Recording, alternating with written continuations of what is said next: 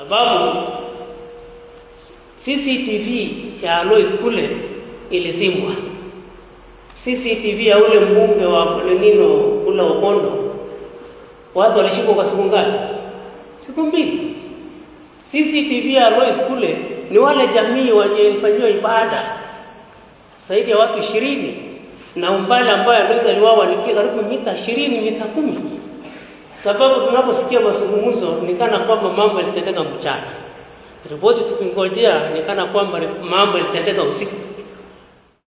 Haitakuwa vyema na haki kwa padri wetu aliuawa haijapita dakika 10 kutoka kwa misa, na hakuwa porini, alikuwa katikati ya majamii zetu. Kwa hivyo tunajua kati ya hata Wakristo wetu labda kuna baadhi ya wale walijua ama waliona. Mshirikiane na sisi kama viongozi ili tuweze kutatua jambo hili. Baba Askofu, ni kusema kama serikali kwa ile mpango ya maendeleo ambao umetaja, mimi ninajua mmoja ambaye serikali inatekeleza sasa, na hiyo ni ile barabara ya security ya Kerio Valley. Ilikuwa kwa gazeti, sasa inashughulikiwa vilivyo. Hiyo barabara na kufungua hiyo sehemu yote itakarimu serikali ya Kenya bilioni 25, na kazi hiyo imeanza. Mtuwie radhi kwa sababu imechukua miaka 60 ndio tuweze kufungua sehemu hii, lakini sasa tuko na matumaini kwa sababu tunaona serikali inatekeleza.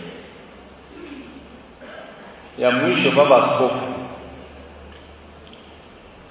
kwa niaba ya viongozi katika kaunti ya Nandi, Uasin Gishu na Elgeyo Marakwet,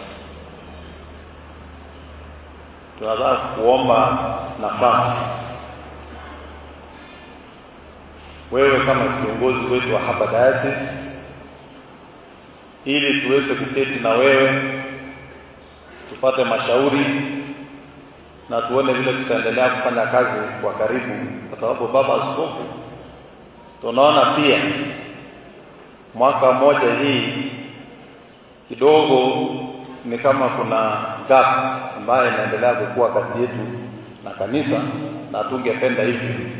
Sisi ni waadilifu, tunaomba tuketi ili muweze kuendelea kutushauri na tuweze kusongesha mambo ya kufanya kazi serikali na kanisa kwa pamoja.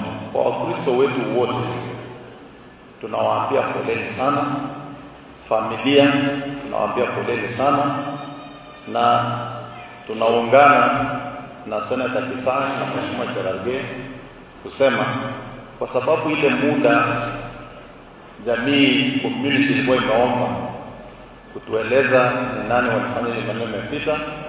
Sasa nafikiri zote kwa kauli moja tukubaliana, wacha serikali ichukue hiyo nafasi na ishughulikie kwa haraka. Na mimi nataka kuomba Wizara ya Usalama katika taifa la Kenya. Tunajua jamii zetu ambao wanaishi katika mipaka yetu miaka mingi wamekuwa na matatizo ya mambo usalama, lakini kama taifa sasa tuko na uwezo na tuko na agencies yetu ya usalama ambayo inashughulikia. Tuko na border patrol units, tuko na rapid deployment units, tuko na special crime prevention units. Nafikiri sasa imefika wakati ya kufunga mipaka yetu na kusanya bunduki zote za haramu katika taifa hili ili tuweze kuondoa hii mambo ya ujangili na ujambazi ya bunduki. We have no reason as a nation now, considering we have reasonable force in the country that can handle our borders and make sure Kenya is safe from external aggression. We must deal with the internal aggression we are witnessing as a nation. Kwa hivyo Wakristo wetu, Baba Askofu, tutaendelea kuwa na nyinyi na tunawaambia pole. Ndio mtu kusema tumempa wale siku 3, mtupe siku 3 tu wala watu tawashika. Tunaanza kuwa na matumaini. Lakini Bwana Bishop kufikia leo tunasema asante kwa nyinyi kutushikilia, na sisi tukiwa jamii tumetoa msamaha kwa hao wote chenye walitenda kitendo hiki, sababu huyu ndugu yetu amekuwa kule akihubiri Injili, jinsi Mwokozi wetu Yesu Kristo alikuja duniani naye kuhubiri Injili kule akitaka amani. Nakumbuka jambo moja kwamba Yesu alipokuwa ameshikwa kule kwa mashtaka, Pilato aliuliza wale watu Wayahudi kwamba tuwawajie nani? Tuwawajie Barnabas ama Yesu? Wakasema nini?